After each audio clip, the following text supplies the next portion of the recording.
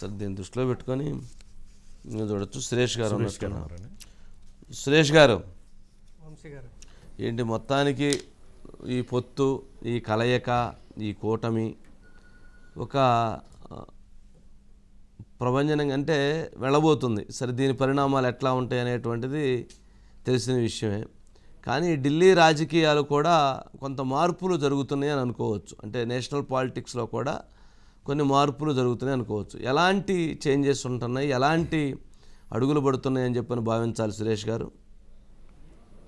వంశీ గారు, మీకు తెలుసు అంటే మూడోసారి ఇప్పుడు ప్రధానమంత్రి నరేంద్ర మోడీ గారు ఎదుర్కోబోతున్నారు. ఆ రకంగా 400 ఎన్డీఏ కూటమికి 400 సీట్ల వరకు టార్గెట్ పెట్టి 370 బీజేపీ సొంతంగా గెలవాలి అనే దాని ప్రయత్నంలో మొదలుపెట్టారు. దాంట్లో భాగంగానే ఇప్పుడు ఆంధ్రప్రదేశ్లో బీజేపీకి లోక్సభ సీట్లు ఎక్కువ స్థానాలు, వాస్తవంగా 2014 4 లోక్సభ స్థానాలు మాత్రమే పొత్తున్నప్పుడు ఎన్డీఏలో తెలుగుదేశం ఉన్నప్పుడు 4 స్థానాలు చేశారు. ఈసారి మీరు చెప్పినట్టు 6 స్థానాల్లో పెడుతుంది. అంటే ఆ రకంగా 2 స్థానాలు పెరుగుతున్నాయి.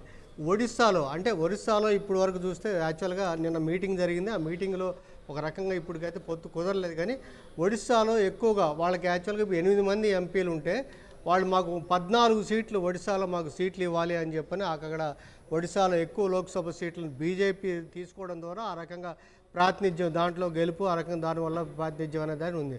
ఇక మీకు తీసుకొని మీరు చెప్పినట్టుగా ఇందాక చెప్పారు, ఉత్తరప్రదేశ్లో రాష్ట్రీయ లోక్దళ్ ఆర్ఎల్డి దీంట్లో చేరడం వల్ల జాట్ చరణ్ సింగ్ గారికి మనకి భారతరత్న ఇవ్వడం, ఆ రకంగా జాట్లు, ఆ రకంగా ఇప్పుడు అక్కడ యూపీలో ఇటుపక్క చూస్తే కాంగ్రెసు మన సమాజ్వాదీ కూటమి ఏర్పడింది.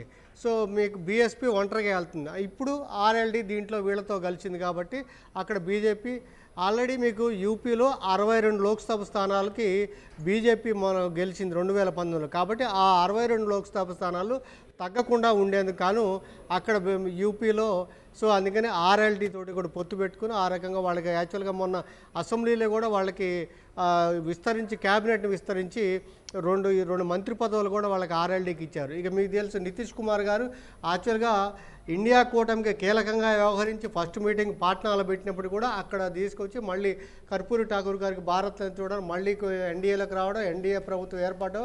ఆ రకంగా బీహార్లో ఏంటంటే 2019లో 17 బీజేపీకి వచ్చాయి, 16 జేడీయూకి వచ్చాయి వంశీ గారు. అందుకని ఆ 17, 16 మళ్ళీ ఇప్పుడు ఈ కూటమితో మళ్ళీ జేడీయూ రావడంతో మళ్ళీ అక్కడ బీజేపీకి బీహార్లో సీట్లు తగ్గకుండా చేసే ప్రయత్నం అనేది అక్కడ చేయండి. మీ కర్ణాటక తెలుసు, కర్ణాటకలో ఆల్రెడీ ఇక్కడ బీజేపీ అధికారంలో లేకుండా ఇప్పుడు కాంగ్రెస్ పార్టీ అధికారంలో ఉంది. కానీ 2019లో 25 లోక్సభ స్థానాలు బీజేపీకి వచ్చాయి, 28కి 25 వచ్చాయి వంశీ గారు.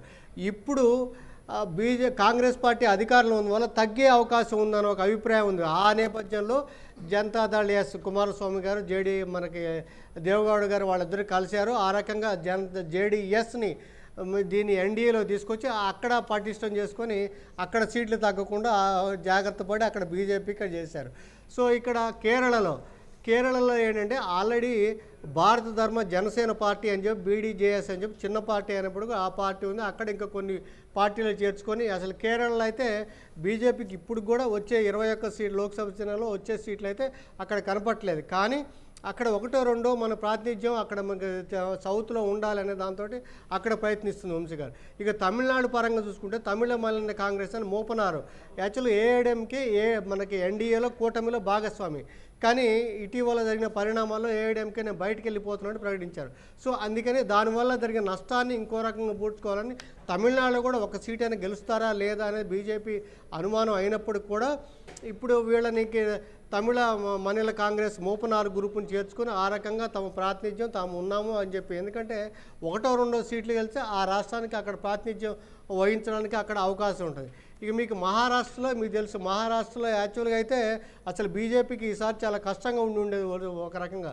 అయితే అక్కడ మీకు శివసేనలో చీలిక తీసుకురావడం, తర్వాత ఎన్సీపీలో చీలిక తీసుకురావడం వల్ల ఒక కూటమిగా ఏర్పడి మహారాష్ట్రలో ఉన్న 48 సీట్లలో మళ్ళీ మనకు సీట్లు తగ్గకుండా ఆ రకంగా 2019కి ఇప్పుడు సీట్లు తగ్గకుండా మనకు బీజేపీ అలా ముందుకెళ్ళటానికి అవకాశంగా, ఎందుకంటే మరి 400 సీట్లలో ఎన్డీఏకి రావడం 370 సీట్లలో అంటే టార్గెట్ పెట్టినప్పుడు ఎక్కడ దగ్గర అని ఆ రకంగా జరిగిన దానికి నష్టం జరగకుండా ముందుకు తీసుకెళ్ళి మన రాష్ట్రానికి అనుగుణంగా ఆ రాష్ట్రానికి అనుగుణ వ్యూహాన్ని రచించి దానికి అనుగుణంగానే మనకి సురేష్ గారు అంటే